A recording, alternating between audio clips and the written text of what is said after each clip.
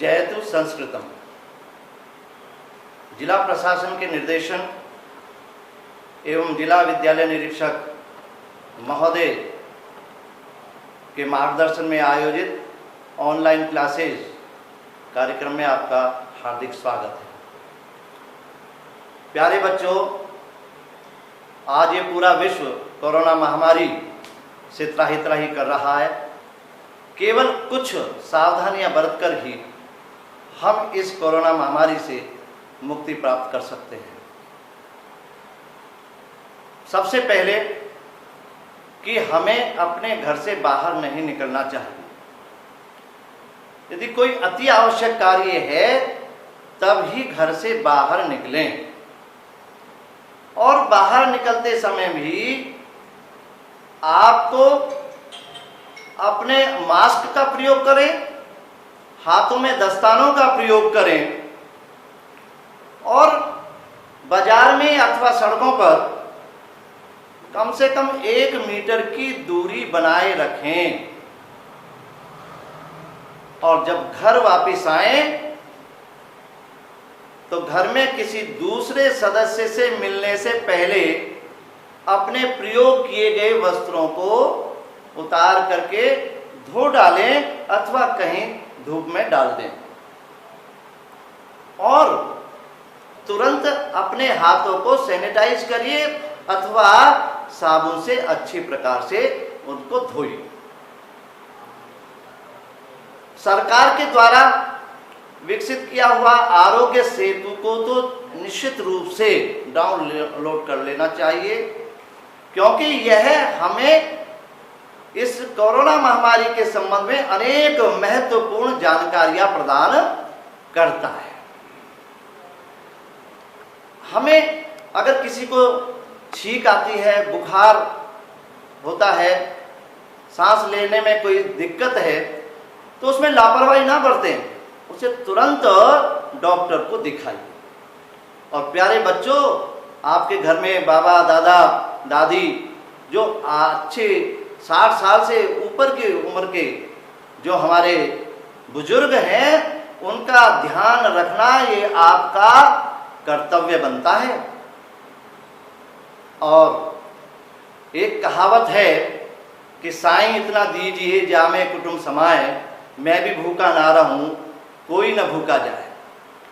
अब ऐसे समय में कोई हमारे घर पर तो आएगा नहीं, लेकिन हमारा ये कर्तव्य बन जाता है कि आसपास थोड़ा सा नजर उठा करके देखें कि कोई ऐसा परिवार तो नहीं है कि जिसके घर में चूल्हा ना जले। तो हमें आवश्यकता अनुसार हमें उसकी मदद करनी चाहिए अथवा करवानी चाहिए। और एक बात का ध्यान, प्यारे बच्चों, उसका किसी भी प्रकार से वीडियो करके उसको वायरल ना करें, और क्योंकि इससे किसी की आत्मसम्मान को ठेस पहुंच सकती है।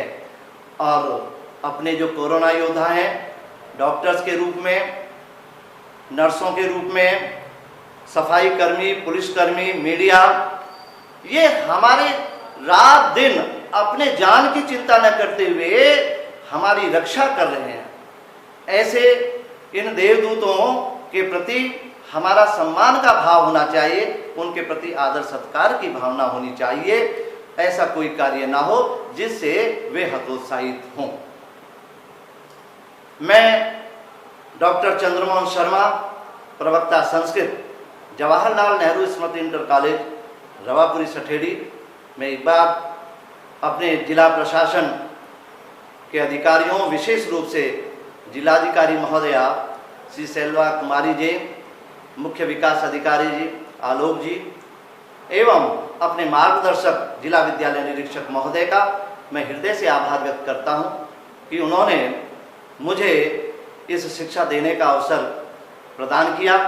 और साथ में इसलिए भी धन्यवाद के पात्र हैं कि उन्हीं के प्रयास से ऑनलाइन क्लास के द्वारा गांव के दूर दराज स्थानों पर बैठे हुए छात्रों के लिए शिक्षा की सुविधा उपलब्ध कराने का जो अनूठा प्रयास किया है, वो वास्तव में वे धन्यवाद के पात्र हैं।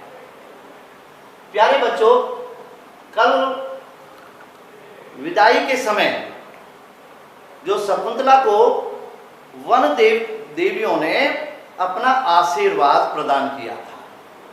और उसके पश्चात विदाई के समय शकुंतला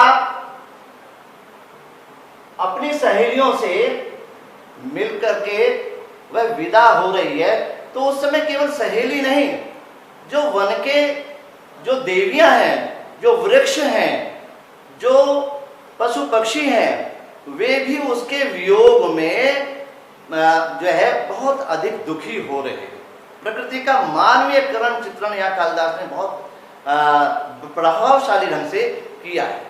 तो आगे जब वह ये बता रही है कि जब वह चलती है तो मृगों की क्या स्थिति हो गई है, मोरों की क्या स्थिति हो गई है, पेड़ पौधों की क्या स्थिति हो गई है, वो इस श्लोक में ये बताया है। क्या उद्गलित दर्भ कवलाः मृग्याः परित्यक्त नर्तना मयूराः अपसृत पाण्डुपत्रा मुञ्चन्ति अश्रूणीव लताः। उद्गलित दर्भ कवला मृग्याः। शकुंतला के पतिगृह जाने की बात सुन करके, कि जैसे ही पता लगा कि पति गृह के लिए जाना उसने शुरू कर दिया है, तो मृग्यः, मृग्यः जो हिरणियां, हिरण है, हिरण हिरणी दोनों ही इसमें इस शब्द में समावेश हो जाता है। जो हिरणियां हैं उन्होंने उद्गलित दर्भ कवला, जो घास का जो अंकुर है, कवल है, ग्रास है, जिसको हम गस्सा कहते हैं, वह उद्गलित, वो उगल दिए। मृगियों ने घास के अंकुरों को, अपने ग्रास है उनको उद्गलित उगल दिया है, खाना बंद कर दिया है। परित्यक्त नर्तना मयूराः, और मोर ने परित्यक्त, परित्यक्त नर्तना, मोरों ने नाचना परित्यक्त त्याग दिया है। मोर कब नाचता है? मोर जब नाचता है जब उसे कोई खुशी होती है, खुशी में नाचता है, दुख में नहीं नाचता। अब दुख में तो क्या है, तो उसने नाचना छोड़ दिया है, मोरों ने नाचना छोड़ दिया है। अपसृत पाण्डुपत्रः मुञ्चन्ति अश्रूणीव लताः, लेकिन लताओं ने क्या कर दिया है? लताएं अश्रूणीव, आंसुओं के समान मुंचती छोड़ रही हैं, यानी कि लताएं भी आंसू बहा रही हैं। अब लताओं को आंसू बहाना का जो चित्रण किया वो कैसे किया, किस प्रकार से ऐसा लग रहा है कि वे आंसू बहा रही हैं। अपसृत पाण्डुपत्राः, पत्रा के पत्ते अपसृत में छोड़ दिए, पाण्डु कहते पीले। आपने देखा होगा कि जो पीत पत्ते हैं, पीले पत्ते, वो जो है वृक्ष उनको छोड़ रहे हैं। तो पीले पत्ते गिरते हुए लताओं से, वृक्षों से जो पत्ते गिर रहे हैं, पीले पत्ते गिर रहे हैं, वो ऐसा लग रहा है मानो वे अपने आंसू बहा रहे हो। देखिए कितना प्रकृति का मानवीयकरण किया गया है, इसमें तो सिद्ध हस्त है कालिदास। तो एक बार कि शकुंतला के विदाई के समय मृगियों ने अपने मुख में पड़े हुए जो ग्रास है उनको उगल दिया है, मोरों ने नाचना छोड़ दिया है, अपसृत लताएं अपने पीले पत्रों को छोड़ते हुए मानो ऐसा प्रतीत हो रहा है कि वे आंसू बहा रहे। ठीक है। अब शकुंतला, अब जब विदाई होती है लड़की, तो आपने देखा होगा वो ढूंढती है, मेरी बहन, बड़ी बहन कहाँ है, मेरी माँ कहाँ है, मेरी मौसी कहाँ है, अरे मेरी बुआ कहाँ है। वो ये विशेषता है कि वह सभी को, उसको ध्यान रहता है, किसी को याद रहे या ना रहे, लेकिन विदाई के समय लड़की को याद रहता है कि मुझे किस किस से मिलना है। तो स्मृति, वह स्मृति धातु अपने स्मरण करके क्या था, पिता से कहती है, लता भगिनीं वनज्योत्स्नां तावद् आमन्त्रिष्ये। लता भगिनी, मेरी जो लता बहन है शकुंतला अपने आश्रम में सभी लताओं को, पेड़ पौधों को भाई बहन के समान व्यवहार करती थी। देखिए पर्यावरण के प्रति कितना लगाव, जो आज पर्यावरण की आवश्यकता भी है। अगर हम इस शकुंतला के इसको पढ़ करके, इस शकुंतला नाटक को पढ़ करके अगर हम शकुंतला की थोड़ी सी भी बातों को जीवन में उतारें तो हम समझते हैं कि हमारे द्वारा पर्यावरण को कोई कष्ट नहीं हो सकता। स्मृत का लता भगनी वन ज्योत्सना, मेरी जो लता भगनी जिसका नाम वन ज्योत्सना रखा था, तावद आमंत्रिष्ये, उसे बुलाओ तो सही, मैं उससे मिलूंगी। कि पिता से कह रही है कि मेरी लता भगनी कहाँ है, उस वन ज्योत्सना, उसको बुलाओ, मैं उससे मिलना चाहती हूँ।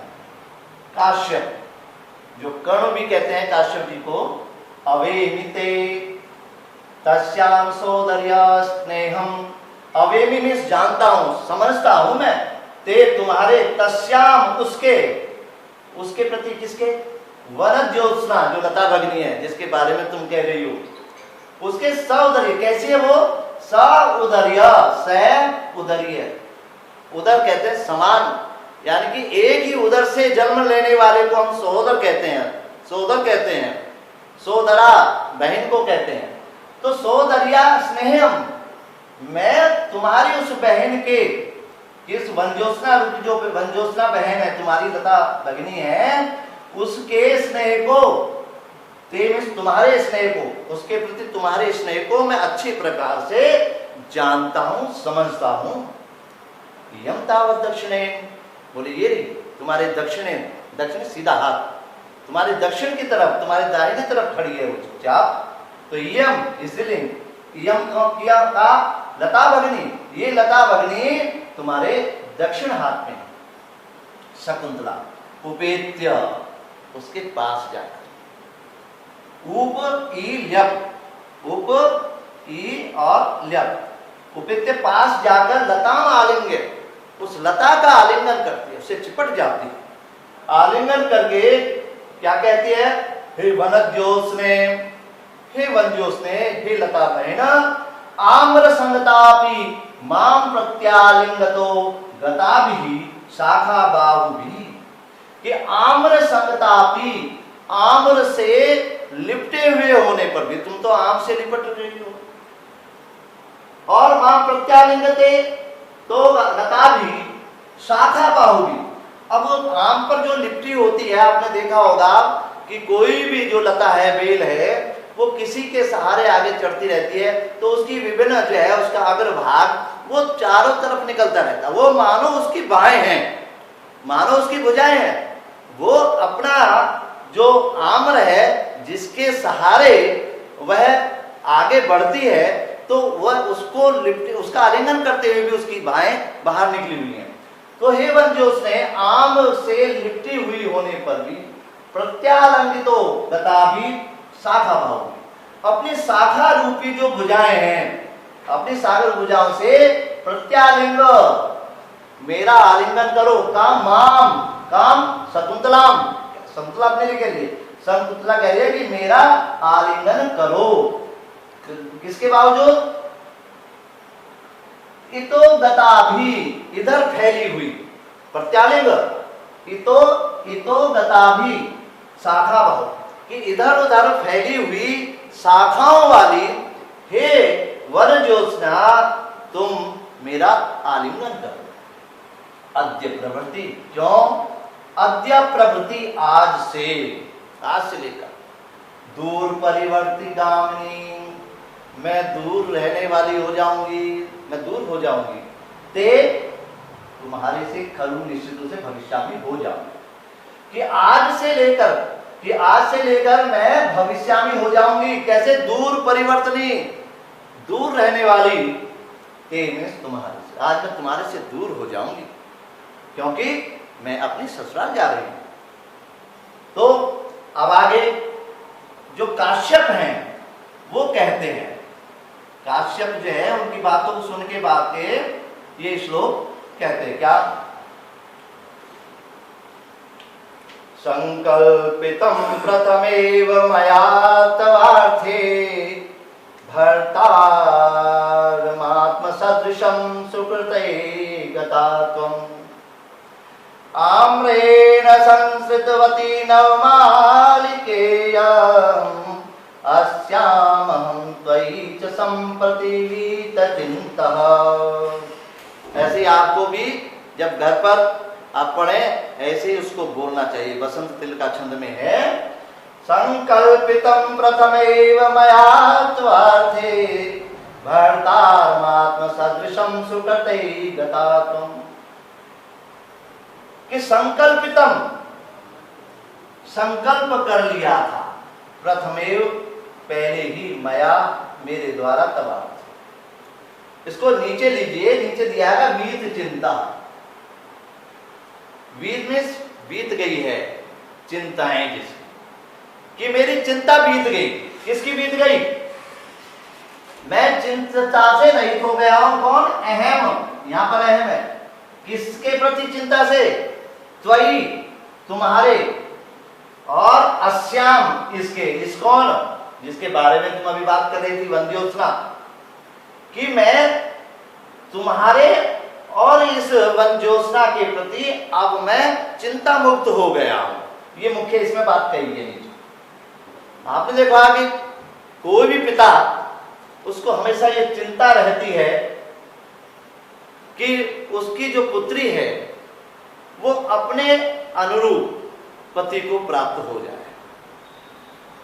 उसको वह चाहता है कि मेरी पुत्री जितनी गुणवती है, जितनी सुंदर है, जितनी पढ़ी लिखी है, मेरे पुत्री को उसी के योग्य वर मिले। ये हर पिता का चिंता रहती है। और जब तक वह किसी योग्य वर को प्राप्त नहीं हो जाती, उसकी चिंता बनी रहती है। और चिंता मुक्त तब होता है जब वह अपनी पुत्री को एक अच्छे योग्य वर के हाथों सौंप देता है। उसे लगता है कि मेरी पुत्री अब सही स्थान पर पहुंच गई। तो यही स्थिति, वो तो गृहस्थी की बात है, यही स्थिति जो आश्रम में रहने वाले काश्यप मुनि हैं उनकी भी, क्योंकि उसको वो पुत्री के समान मानते थे, उनका स्नेह उसके प्रति पुत्री के भाव में ही था। तो अब मैं इससे मुक्त हो गया हूं, चिंता मुक्त हो गया हूं। कैसे? कहा संकल्पितम प्रथमेव मया तवार्थे। मैंने संकल्प कर लिया था पहले ही, प्रथमम एव पहले ही, मया मेरे द्वारा, तवार्थे तुम्हारे लिए, तुम्हारे लिए मेरे द्वारा पहले ही संकल्प कर लिया गया था। क्या कर लिया गया था? भर्तारमात्म सदृशम सुकृते गता त्वम्। कि तुम भर्ता, वरण करने का अर्थात पति, पति को आत्म सदृशम, अपने जैसे पति को, सुकृते गता त्वम्, सुकृते, अच्छे पिछले जो अच्छे कार्य होंगे, कर्म होंगे, उनके द्वारा तुम अपने अनुरूप पति को प्राप्त हो गई हो। बोले मैंने सोचा था, मैंने ये सोचा था कि तुम जैसे जो गुणवती हो, जैसे तुम सुंदर हो, ऐसे ही जैसे तुम्हारे अंदर विशेष गुणों से युक्त हैं, ऐसा ही तुम्हें पति प्राप्त हो। मैंने ऐसा मन में विचार किया था।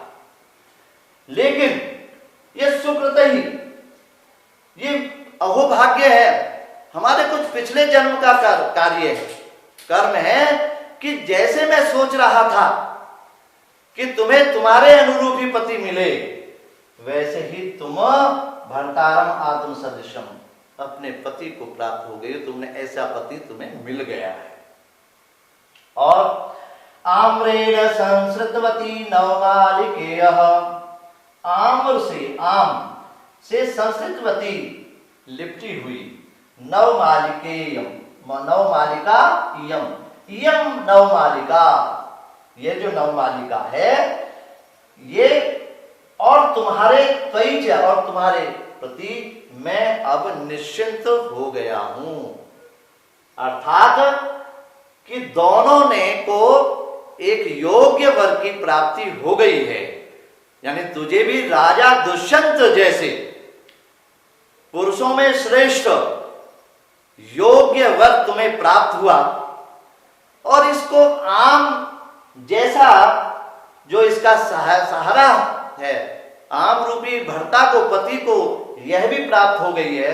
मेरी ये दोनों पुत्रियां अपने अपने अनुरूप योग्य पति को प्राप्त हो गई हैं, तो इसके इससे इससे जो मैं चिंता मुक्त हो गया हूं एक पिता के लिए, और इससे बड़ी प्रसन्नता की बात क्या होगी। तो समझ में आया? इसको ऐसे ही व्याख्या करनी। इतः पंथानम प्रतिपदस्व, बोले इधर पंथानम प्रति, वो कह रहे हैं इधर से आइए, ये तुम जो है प्रस्थान, पंथान में रास्ता, प्रतिपदस्व प्राप्त करो, अर्थात इस रास्ते से चलिए। अब यहां पर मैं इसको संदर्भ वही होगा जो आपको पहले बताया मैंने कि संदर्भ क्या, कि प्रस्तुत पंक्तियां, प्रस्तुत अंश कालिदास द्वारा विरचित विज्ञान शाकुंतल के चतुर्थ के उत्तर से ली गई है। और इसमें क्या किया गया है, इसमें ये बताया गया है कि शकुंतला के वियोग में किस प्रकार से जो पशु पक्षी हैं, वन लताएं हैं, उसके वियोग में दुखी हो रही है, ऐसा वर्णन करते हुए जो प्रकृति का मानवीय करण चित्रण इसमें किया है। छंद इसमें बसंत तिल का है। अब जैसे ही काश्यप ऋषि शकुंतला के प्रस्थान के लिए आगे कहते हैं, तो शकुंतला सख्यों प्रति, चलने से पहले सख्यों प्रति, सखी सख्यों, दो द्विवचन है, दोनों सखियों के प्रति। अब आपसे प्रश्न पूछा जाता है कि उनकी दोनों सखियां कौन थी, प्रियंवदा और अनुसुईया। उन दोनों सखियों के प्रति उनकी तरफ इशारा होकर के मुख करके कहती है, हला ईसा दयो युवे हस्ते निक्षेपः। हला अरे सखियों, ऐसा यह द्वयो युवयो हस्ते निक्षेपः, यह दोनों, वो जो हिरणी थी, जो गर्भवती थी, उस हिरणी के लिए कह रही है, जिसको उसने बड़े चाव से उसको पाला था, जो उसका रास्ता रोक रही थी, उसके लिए कहा, अरे सखियों द्वयो युवयो, ये षष्ठी व्यक्ति द्विवचन अस्मत् यशुमद का, तुम दोनों, या द्वयो ये भी षष्ठी है, तो द्वयो युवयो, तुम दोनों के हस्ते, हाथ में, निक्षेपा, निक्षेप कहते हैं धरोहर। धरोहर उसे कहते हैं कि जब कोई भी हमारी कोई कीमती वस्तु होती है, महत्वपूर्ण वस्तु होती है, अगर हम कहीं जाएं तो अपने प्रिय जो विश्वास पात्र है उसी के पास उसको हम सौंप करके जाते हैं, और फिर वह वापस आने के बाद उसे ज्यों का त्यों उसे वापस लौटाना ही पड़ता है। अब ये जो हिरणी थी जिसको उसने पाला था, उस हिरणी को अपनी धरोहर मानते हुए, अपने महत्वपूर्ण उस जो अपनी पुत्री के समान जिसको पालती थी उसको बड़ा महत्वपूर्ण मानते हुए इन दोनों सखियों से कहती है, मैं तुम्हारे दोनों हाथों में, तुम दोनों के हाथों में इसको सौंप कर जा रही हूं, इसका ख्याल रखना। तो सख्यो, दोनों सखी क्या कहती हैं, अयम जना कस्य हस्ते समर्पितः। हे सखी, ठीक है, तुमने अपनी इस प्रिय हरिणी को तो धरोहर के रूप में हमें सौंप दिया, इसका तो हम सब ख्याल रख लेंगे, लेकिन ये जो तुम्हारी दोनों सखियां हैं कि अयम जनः, यह जन अपने लिए कहा है, कस्य हस्ते समर्पितः, इसे किसके हाथों में समर्पित किया है, किसको सौंप कर जा रही हैं, इनका ध्यान हम रख लेंगे, लेकिन हमारा क्या होगा, क्योंकि हमारी प्रिय सखी आज विदा हो रही है। इति वाष्पम विहरता, इस प्रकार से वाष्प आंसुओं को बहाती हैं, रोने लगती है। जब विदाई होती है ना तो उनकी जो प्रिय सखियां होती हैं लड़की की, तो वे सभी एक एक करके उसे जो है उनसे आलिंगन करके वो विदाई करते हैं, रोते हैं और एक दूसरे कहते हैं कि हमारा ध्यान कब मिलना होगा, कैसे मिलना होगा, हमारा अब क्या होगा। तो ऐसे ही इनकी जो दोनों सखियां हैं ये कहते हैं ठीक है तुम दोनों को हाथ में ये तो कह दिया, इसको हमारे हाथ में सौंपा है, लेकिन अयम जना कस्य हस्ते समर्पिता, हम दोनों को इन जनों को किसके हाथ में समर्पित करते। और ऐसा कर करके बहुत तेज रोने लगती। काश्यप कह रहे हैं अनुसूये अलम रुदित्वा ननु भक्तिभ्याम स्त्री कर्तव्या शकुंतला। अरे अनुसुईया, जब लड़की बहुत रोने लगती है और उसके सखियां भी रोने लगे, उसकी माता भी रोने लगे, तो फिर चुप कौन कराएगा। तो इसी प्रकार से वहां पर इसकी दोनों सखियां ही इनको रोकने वाली थी, समझाने वाली थी। पिता भी पुत्री के वियोग में बहुत दुखी हैं। तो काश्यप कह रहे अरे अनुसूये अलम रुदित्वा, अरे रो मत। अलम का मत भी होता है, अलम का मतलब पर्याप्त भी होता है। अब रो मत। ननु भक्तिभ्याम स्थिरी कर्तव्यः, तुम्हें निश्चित रूप से इस शकुंतला को चुप करना चाहिए, स्थिर कर देना चाहिए। तुम्हें तो इसको जो है चुप करना, और तुम स्वयं रो रही हो, तो तुम्हें इसे चुप कर दो, इसे चुप करना चाहिए। सर्वे परिक्रामंती, और सभी परिक्रमा करते हैं। परिक्रमा से मतलब अब सभी घूमते हैं। स्टेज है ना, ये स्टेज पर ये नाटक हो रहा है, सभी स्टेज पर घूमते हैं। शकुंतला क्या कहती है, तात एषु टज पर्यंत चारिणी गर्भमंथरा मृगवधूर्यदा अनद्य प्रसवा भवति तदा मह्यं कमपि प्रिय निवेदितकं विसर्जयिष्यथ। तात हे पिता, एषो उटज, ये दो शब्द एषा उटज, उटज पर्यंत चारिणी, यह ऐसा स्त्रीलिंग शब्द है। किसके लिए? उसी का वर्णन होता है हिरणी का जो गर्भवती है। ये जो उटज पर्यंत, क्योंकि ये हिरणी अब दूर दूर तक नहीं जाती है वन में, यह केवल जो हमारी उटज है, जो हमारी ये जो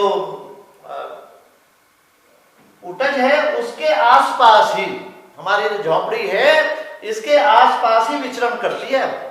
तो कैसी हो गई है ये झोपड़ी के, उटज के, पर्णकुटी के आसपास ही विचरण करने वाली गर्भ मंथरा, गर्भ से के कारण मंथर हो गई है गति जिसकी। अर्थात जब कोई भी गर्भवती होती है, चाहे वो स्त्री है, चाहे वो है कोई मादा पशु पक्षी है, तो उनकी जो गति है, गतिशीलता वो बहुत कम हो जाती है गर्भ के वजन के कारण। तो गर्भ मंथरा, गर्भ के कारण मंद गति हो गई है जिसकी, ऐसी मृगवधू, ये मृगवधू जो हिरणवधू, मृगवधू का है, हिरणी के लिए कहा है, यदा जब अनग प्रसवा, जब आसानी से इसका प्रसव हो जाए। देखिए शब्दों पर ध्यान दीजिए। अनग प्रसव, खाली ये नहीं कहा कि जब ये ब्याह जाएगी, जब ये जन्म दे देगी, उसमें भी कहा कि अनग प्रसवा, जो प्रसव के समय इसको कोई कष्ट ना हो, यह भी कामना कर रही है। शकुंतला बड़ी प्रकृति प्रेमी है, पशु प्रेमी है, पक्षी प्रेमी है, कि यह जो उटज पर्यंत कुटी के आसपास विचरण करने वाली, किसके कारण? गर्भमंथरा के कारण, गर्भ के कारण कम गति होने के कारण उटज पर्यंत विचरण करने वाली या दूर नहीं जाती है। ये मृगवधू जब आसानी से जन्म दे दे, प्रसव हो जाए, तदा मह्यम कमपि प्रिय निवेदितकम, तो मुझे किसी प्रिय व्यक्ति के द्वारा सूचना देकर के भेजना, किसी को सूचना देकर के भेजना। ठीक है, ठीक हो गया ना।